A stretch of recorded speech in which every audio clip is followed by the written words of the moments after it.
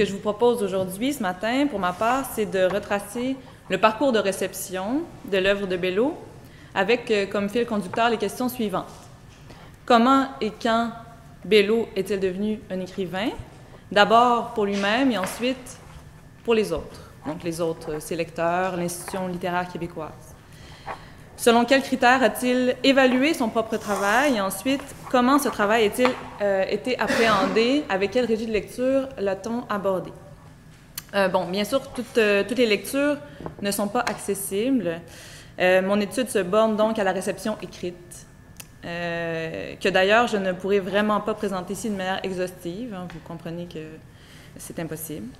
Mais donc, à partir de ces lectures, j'aimerais montrer comment les critères d'interprétation de l'essai que Bello a lui-même mis en lumière sont devenus incontournables dans la lecture de son œuvre par la suite, jusqu'à ce que le réflexe de lire son œuvre comme littéraire devienne tout naturel. Donc, ce panorama va se restreindre à 3 ouvrages, le romancier fictif et les 2 recueils d'essais, que sont « Y a-t-il un intellectuel dans la salle » et « Surprendre les voix ». Et donc, l'étude de la réception de notre Rabelais est totalement exclue, ça reste totalement à faire. Donc, si on prend les choses du début, on peut voir que l'entrée d'André Bello dans l'institution littéraire précède de plusieurs années sa consécration en tant qu'écrivain dans cette même institution. Il fait partie de l'équipe de Liberté, donc depuis le début, il écrit à Liberté depuis le début, et il apparaît dès 1963 au répertoire des écrits du Canada français pour ses nouvelles. Mais la totalité des articles et des réactions écrites qui portent sur son travail d'écriture est postérieure à la publication du romancier fictif en 1980. C'est intéressant de le noter, je pense, parce que plusieurs des essais de Bello qui jouissent aujourd'hui d'une reconnaissance sur le plan littéraire, je pense par exemple à La Feuille de Tremble, publiée en 1974, Guadeloupe ambiguë en 1977, L'Effet de Rome au printemps 80, sont donc de publications antérieures au romancier fictif. Donc, ça nous rappelle qu'on n'échappe pas à la règle habituelle, donc sans publication sous forme de livre, que ce soit un essai d'un seul tenant ou un recueil, l'œuvre n'est pas commentée par écrit et donc perd les retombées en termes de légitimation éventuellement littéraire qui en découlerait. Personne, pas même Bello lui-même, ne s'est donc prononcé par écrit sur le statut littéraire de ses essais avant 1980. En effet, pour l'auteur lui-même, il faut des années avant que la nature esthétique de son travail lui apparaisse comme déterminante. Ce n'est encore une fois qu'après 1980 qu'André Bello commence à se présenter comme un écrivain, même s'il écrit, je le rappelle, et publie depuis des années, comme vous le savez. Par exemple, en mai 1978, en entrevue avec Wilfrid Lemoine, Bello concevait encore sa vocation comme étant celle de professeur de lettres. C'est alors la désignation principale qu'il utilise et défend. Donc, je cite Bello. « Je pense que je suis un bon professeur. Enfin, je confie à vous. Toute ma vie est unifiée autour de ça. Je suis professeur de lettres. Je ne suis pas un écrivain. Je ne suis pas un critique. Je suis un professeur de lettres. Ce n'est pas la même chose. » Wilfrid Lemoine, vous dites « Je ne suis pas un écrivain. » Vous écrivez pourtant. Bello, j'écris. Mais fondamentalement, je suis professeur de lettres. La hiérarchie des différentes fonctions qu'il occupe va s'inverser dans les années qui suivent. Je prends pour exemple un entretien radiophonique accordé par Bello à Marcel Bélanger en 1981, donc celui qui est retranscrit sous le titre « La passion de l'essai ». Bello consacre alors l'entrevue à la description de son activité d'essayiste et il met l'accent sur la légitimité de son statut d'écrivain. Je cite Bello. « Les écrivains travaillent avec le langage de leur société. C'est pourquoi je suis convaincu que si je n'étais pas un intellectuel vivant dans le milieu des intellectuels, car je gagne ma vie en tant que professeur d'université, si mon environnement langagier n'était pas un environnement d'idées, il est fort probable que je ne serais pas un essayiste. » On peut remarquer ici que Bello présente désormais son emploi de professeur comme un accompagnement à son activité d'écrivain et non plus comme une activité qui le définit fondamentalement. Ce qui semble le définir avant tout, même si on se rappelle qu'il aime mieux vivre que se définir, c'est le fait d'être un écrivain. C'est le milieu dans lequel il vit qui se sera chargé de faire de lui un essayiste plutôt qu'un romancier ou qu'un poète. Cette vision de l'écriture témoigne de la perspective particulière de Bello quant à la question du caractère littéraire de l'essai. En effet, sa réflexion débouche sur une réévaluation des critères traditionnels de littérarité. puisque, selon Bello, toute écriture est une réécriture, pour reprendre les mots de Barthes, encore une fois, il en découle que le thème de l'essai n'est pas fondamentalement différent de celui du roman ou de la poésie. De ce point de vue, donc, il n'y a pas de différence entre le littéraire et le métalittéraire, mais Bello conserve, malgré tout, la distinction entre les types d'énonciation que sont le langage sujet et le langage objet. Le critique n'est donc un créateur que s'il utilise le langage objet, s'il assume la fonction esthétique du langage, qu'on peut associer à ce qu'on appelle parfois aussi l'intransitivité du langage littéraire. L'écriture en italique, l'écriture selon le sens que lui a donné Barthes, encore une fois, est donc, pour Bello, la véritable marque du littéraire et elle peut être pratiquée dans tous les genres du discours.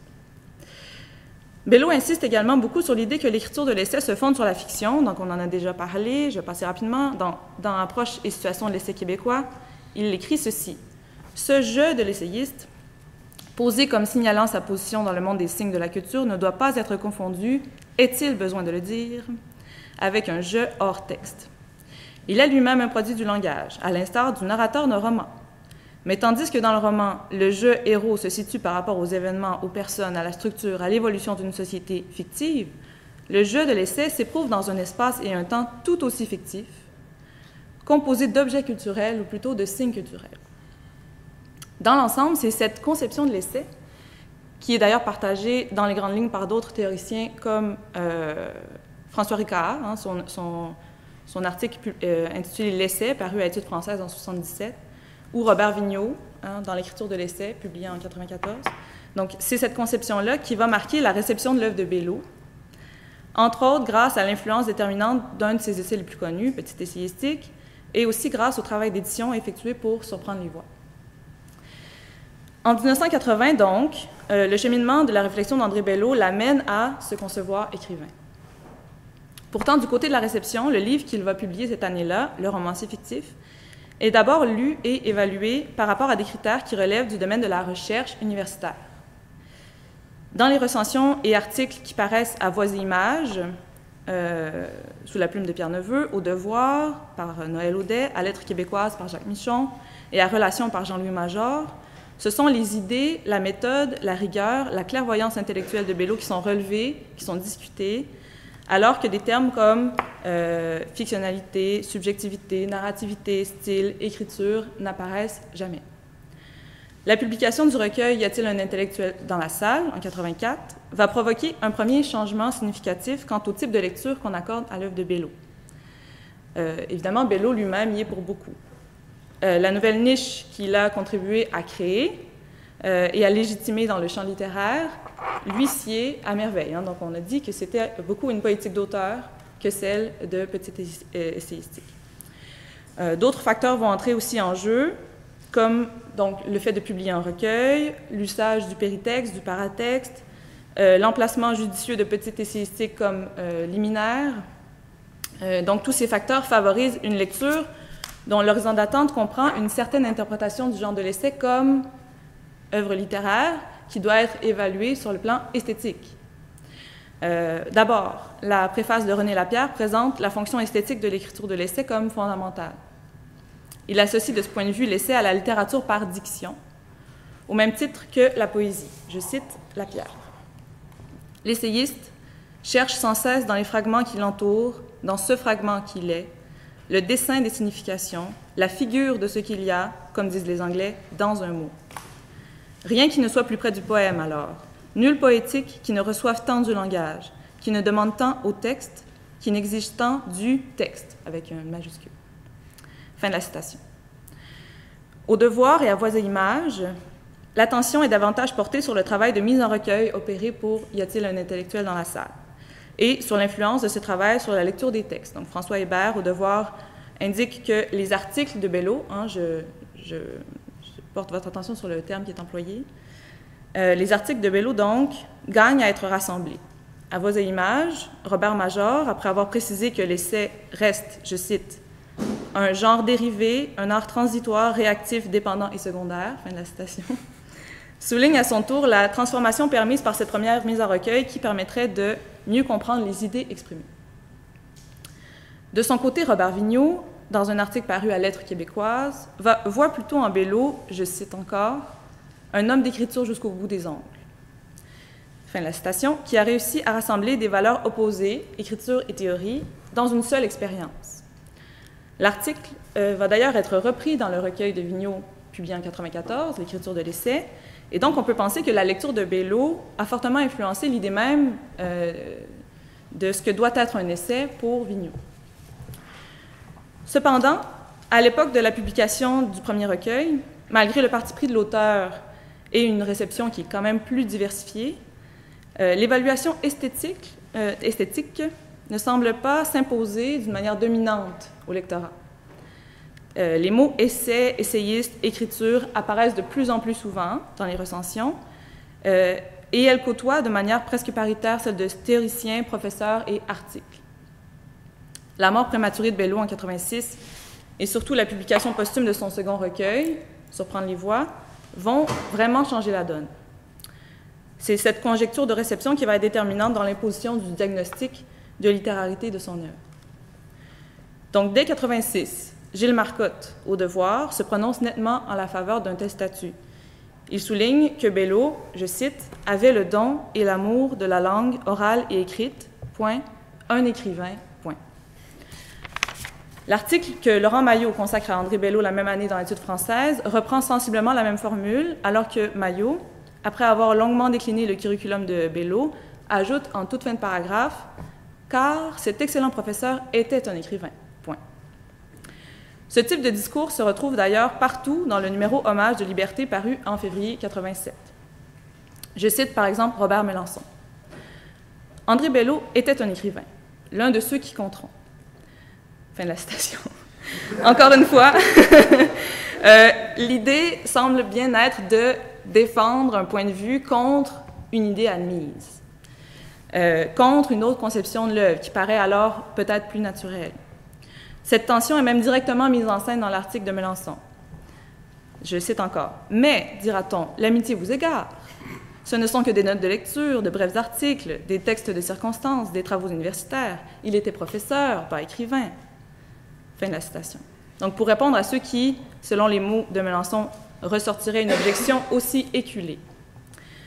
Melançon écrit, je cite encore, « Belleau a laissé des textes ambigus dont les simples ne savent que faire. » Belleau est donc, de ce point de vue, associé au champ de production restreinte, pour reprendre un vocabulaire bourdieuisien.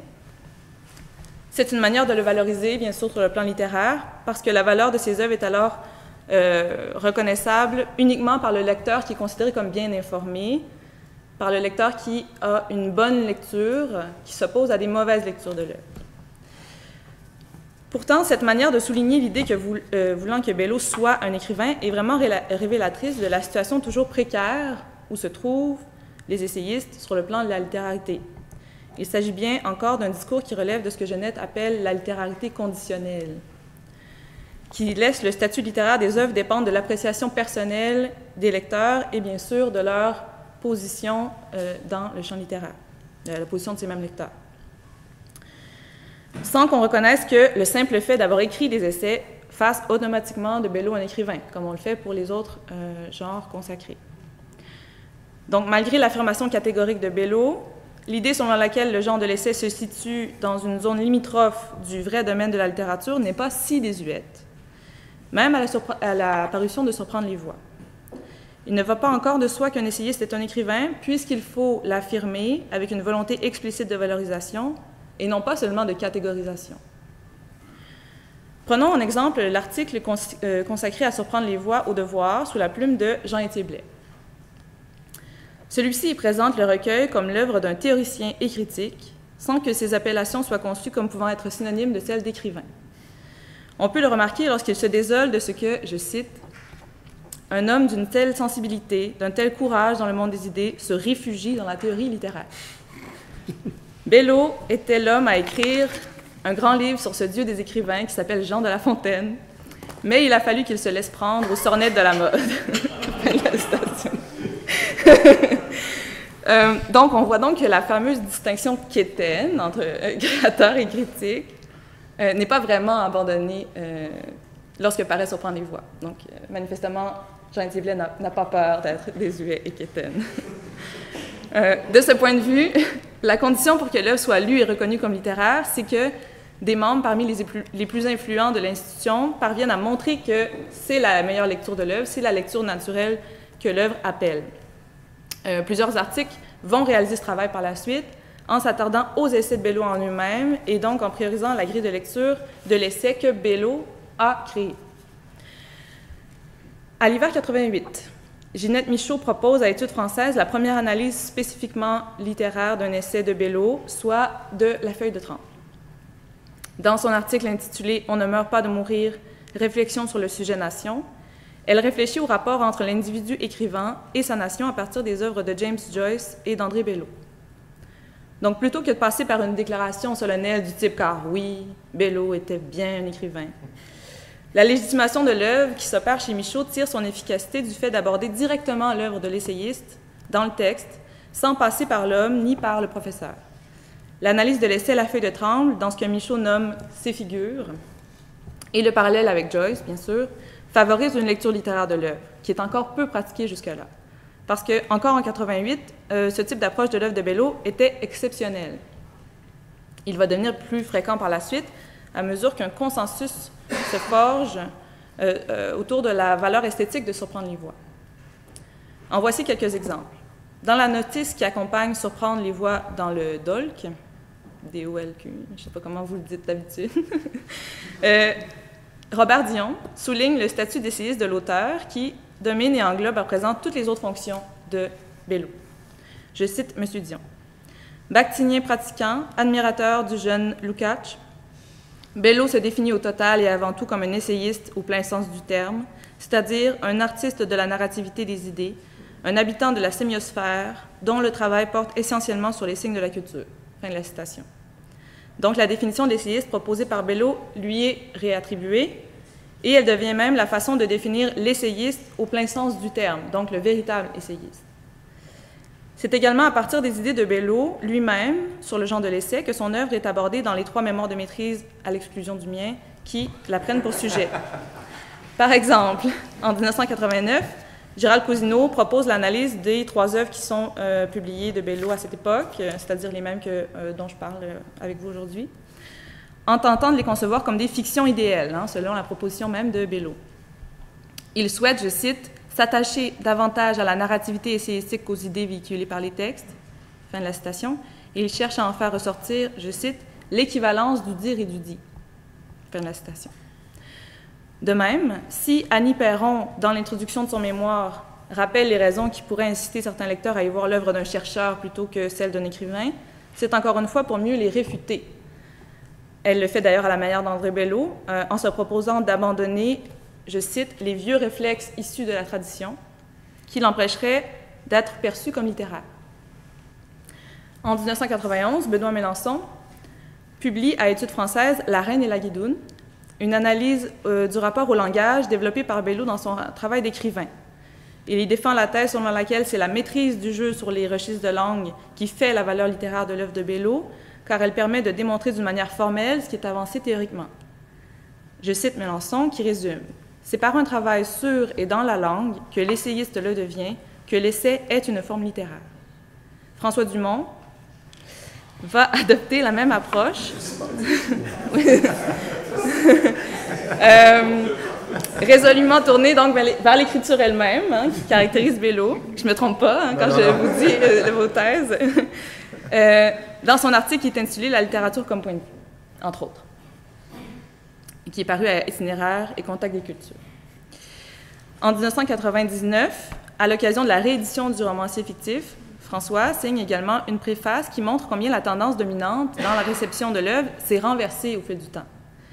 Alors qu'à sa première publication, cette œuvre était de prime abord, et malgré son sous-titre, considérée comme relevant du travail universitaire avant tout, cette œuvre, donc la préface de Dumont, indique que la donne, depuis, a bien changé. Il rappelle que Belleau est surtout connu comme essayiste et qu'il a pratiqué aussi la critique d'une manière plus systématique. Le lecteur est invité à remarquer la densité caractéristique de l'écriture, la subjectivité, l'ironie, bref, toutes les ressources de la littérature qui sont habituelles à Belleau. Le romancier fictif permettrait donc, selon François, de, je cite, « mieux comprendre la littérature tout en la voyant à l'œuvre ». Dans le même ordre d'idées, Anne Comartin, dans Parcours de l'essai québécois, fait de Bello le représentant de l'intellectuel québécois après 1980, pour qui l'engagement politique passe de plus en plus par un engagement poétique où ambiguïté, ironie et polysémie sont mises à profit. Donc, chez Benoît Mélenchon, François Dumont, Anne Comartin, les essais de Bello servent de modèle au mélange inextricable entre pensée et son énonciation, qui caractériserait autant la nouvelle posture de l'intellectuel québécois après 1980 que la nature même de l'écriture essayistique. Donc, l'intellectuel post-1980 est un essayiste, grosso modo. C'est cette lecture de Bello qui, à ce jour, paraît s'être imposée comme la plus productive et comme la plus légitime. En somme, la réception de l'œuvre de Bello, qui commence avec la publication du romancier fictif en 1980, passe en une dizaine d'années d'une lecture dominante comme langage-sujet à une lecture dominante comme langage-objet. On peut également remarquer qu'il arrive souvent que la valorisation de l'œuvre sur le plan littéraire passe par la stratégie qu'employait Bello lui-même, c'est-à-dire relayer à l'arrière-garde le discours qui dévalue l'essai sur le plan littéraire. Donc, la façon dont Bello, par son double rapport à l'essai, a contribué à modifier les valeurs du champ littéraire québécois en fonction desquelles son œuvre a été elle-même jugée est vraiment frappante. On pourrait même soutenir, en adoptant le point de vue de l'esthétique de la réception proposée par Jauss, que c'est précisément cette force de renouvellement du regard posé sur la littérature qui constitue l'écart esthétique de l'œuvre de Bello. Cet écart esthétique que présente son œuvre est bel et bien arrivé à transformer notre horizon d'attente. De ce point de vue, il est sans doute l'un des meilleurs arguments en faveur de la littérarité de son œuvre. Malgré tout, bien sûr, la consécration de Bello en tant qu'écrivain ne rend pas obsolète la lecture de son œuvre comme appartenant au domaine de la recherche universitaire. Ces deux stratégies interprétatives se révèlent productives, vont être exploitées, je pense, aujourd'hui et demain.